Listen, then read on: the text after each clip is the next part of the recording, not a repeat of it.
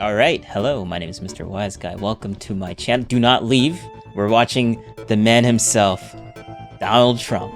And it's the full interview. But before we get into the video, like and subscribe. Comments are great too. Thank you very much. So on to the show. We're going to talk about it next. Right. So let's stay. I had the best economy in history, and I'm going to do it again.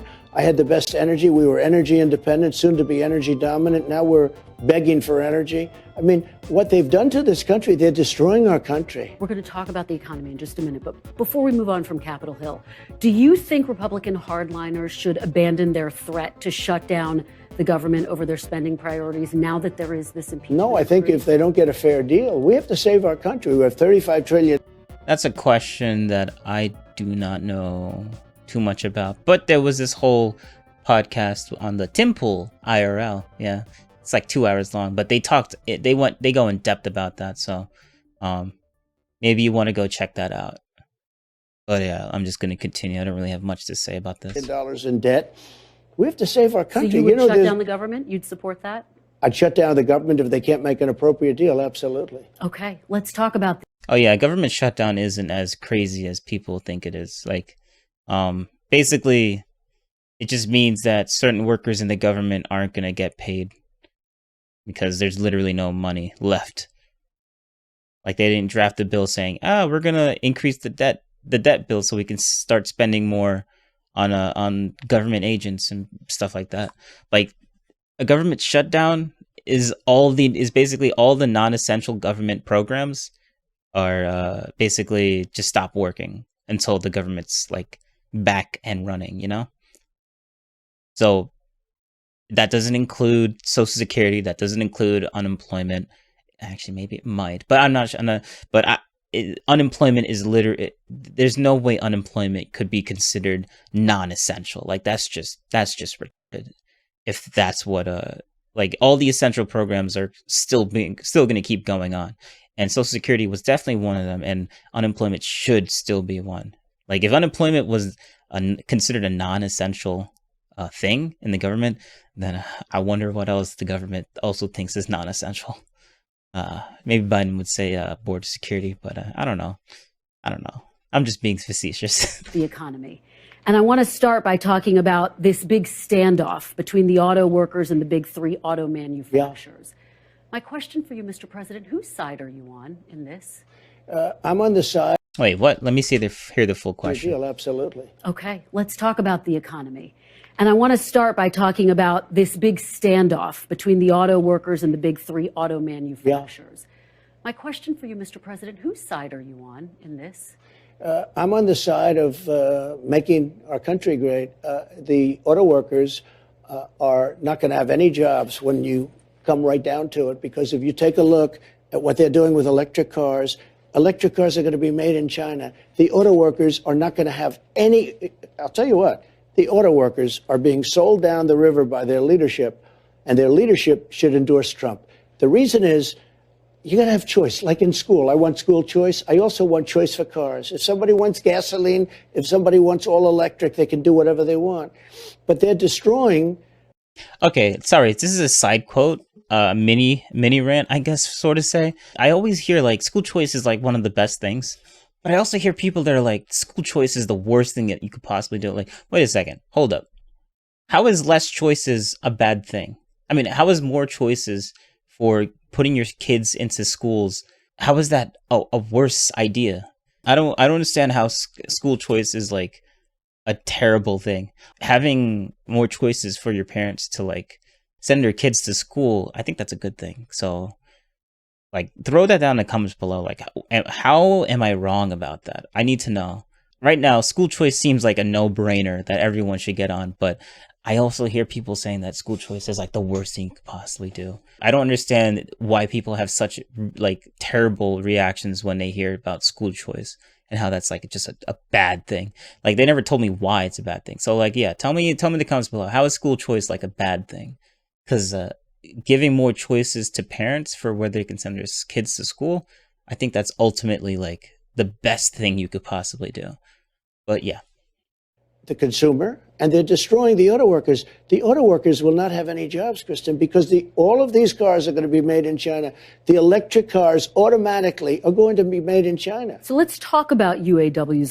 I mean, Tesla is literally like their new Tesla has a new car, a refresh of an old car, one of their most popular cars, the Model 3. And right now, that thing is only being made exclusively in China right now. But that's only because the facility in China is just like leaps and bounds ahead from like all the other factories that they have for making their cars. Like they've upgraded super quickly. The Fremont factory is supposed to get that upgrade, but they're still literally months behind. And there's also another factory in Mexico that's also like just like starting to get rolling on that. So maybe within the year they'll probably be able to start selling those in the United States. But he's not wrong about that. Donald Trump is not wrong about that. Leadership. The president, Sean Fain, like we still make most of our batteries down in China and shipping it over here. This is what he had to say about you. Quote, another Donald Trump presidency would be a disaster. How did you win that endorsement? Well, if that's the case, I probably won't win his. I don't know the gentleman, but I know his name very well. And I think he's not doing a good job in representing his union, because he's not going to have a union in 3 years from now. Those jobs are all going to be gone because all of those electric cars are going to be made in China. That's what's happening. Number one. Number two, the electric cars are much more expensive and they don't go far enough. So if somebody wants to... There is a trend of electric cars being made in China then being shipped over here. There is definitely a trend here. Tesla, I think, is the only manufacturer of electric cars that I think is actually made here, exclusively here, and being sold here. But I know that Tesla does get like a good portion of their batteries from China to put into their cars. But most of the car is made here and sold here. All the other electric car companies, they're like the amount of electric cars they're making per like you see a Tesla like every other car on the road. Well, if you're on the East Coast, that's how it is, and probably on the extreme West Coast, you probably see the same thing. In rural America, like in the Midwest, like in the flyover states, as people call it, maybe you might not see as many Teslas, but there's a lot of Teslas on the East and West Coast. Like I just see them like driving back and forth all the time. Like every other car is like a Tesla. And I'm like, damn, this car is like not even unique anymore. To take a little bit of a long, just like the trucks. If somebody wants to take a little bit of a long ride, let's go to Maine or let's go to Kentucky from New York. You can't do it. I mean, you have to stop all the time. They don't go far enough. They're very expensive. They have a lot of drawbacks. Now, with that being said, some people are going to want them. Some people are going to travel short distances. Yeah, choices. Everyone should have their choices. Everyone should have their choices. I 100% agree with that one. What they're doing with our trucking industry. And if you don't, tell me why, because I don't understand how less choices is a good thing. I think being pro-choice is probably the way that most people are. But whatever. Disaster, because they want all electric trucks. And a truck with a large tank, large gasoline or diesel capacity, can go up to 2,000 miles.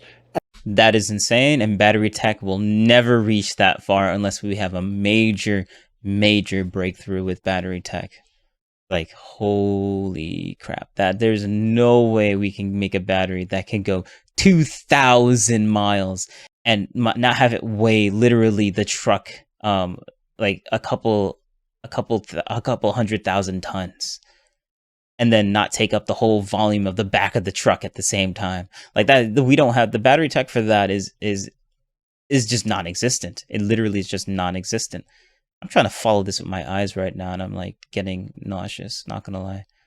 But yeah, imagine that. An electric truck goes 300 miles. So what are these guys going to do? They're going to stop every 300 miles and recharge their truck and spend 3 hours? Let's move on and talk about another. Let's move on. I like how she's like, now we're not going to talk about that because she knows that that's true. Yeah, we're going to electrify and go green and everything. And like, oh, what about the battery tech? What about all those trucks that we see that are moving all of our packages around? We want to go green though, right? Yeah, we want to stop global warming. Okay, then I guess people should stop buying things off of Amazon because people need to and people need to like start going out and going on into their cars that uses gas. Like this environmental stuff, it's such a big issue. Why don't you just buy an electric car if you want to stop your carbon footprint? Oh, the electric cars are too expensive. Oh, okay. Then why don't you go and try and make electric cars not so expensive since you care about the whole greenhouse gas stuff and oil being a bad thing, and we're just going to continuously keep using oil. Like, it's just a virtue signal. Most people that talk about that stuff just want to say, oh, it's oil bad, but I'm not going to do anything about it. Okay, then. Big picture issue when it comes to the economy. The issue of this is one giant interest virtue rates, signal. inflation, something that you've talked a lot about. The whole green energy thing. It really is. Like the tech is great, and it's good for like its little tiny like cars. I think the battery tech is good enough for the cars right now. Like Tesla has made like the most efficient electric motors right now by far. So the battery tech works with Tesla's super efficient electric motors. But that's basically that's basically it when it comes to transportation. Anything bigger is just, we don't have like the batteries are too heavy. It's just too heavy to the point you put if you're gonna make an electric plane, that which literally will never happen.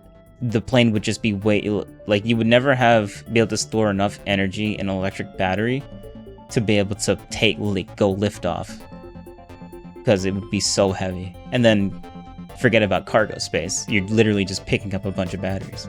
All right, so you made it to the end. Thanks for watching. Remember, comments are great too, and like and subscribe, but mostly comments. Comment, please. I need to know what your thoughts are. The whole part of this entire channel is thinking. Thanks. Come on now. You can do it. Down below. Just type it out. I don't care what it is. Thank you very much. I'll see you in the next one.